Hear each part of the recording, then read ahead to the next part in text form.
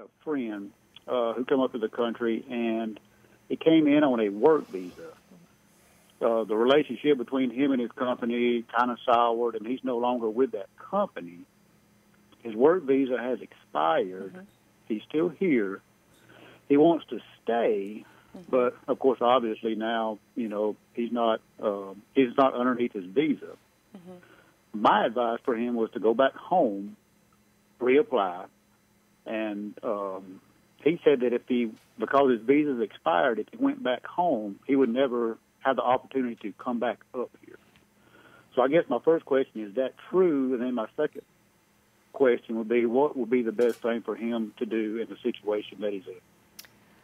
Well, I will tell you that he is correct. If he has overstayed the period of time that he's allowed to be in the United States under, whatever that type of work status that he may have had, if he overstayed that, if it's more than 6 months, but less than a year, then if he leaves and tries to go back to his home country to apply for another type of work visa, or any type of, even a visitor visa to come back into the United States, he's barred for 3 years. If he was unlawfully present, overstayed his status by more than a year, he's barred for 10 years. And that's what people don't understand is a lot of people who are in an undocumented situation or a visa overstay situation, folks have the impression, well, just go back home and get it fixed. Well, the problem is if they leave the United States, it's called an unlawful presence bar. They are not allowed to come back in for either 3 or 10 years.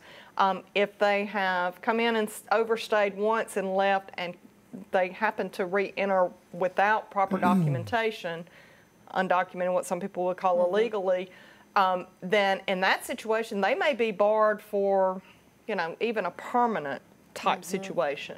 So it really would behoove him to go see an immigration lawyer and get some advice, because there are some exceptions to that rule.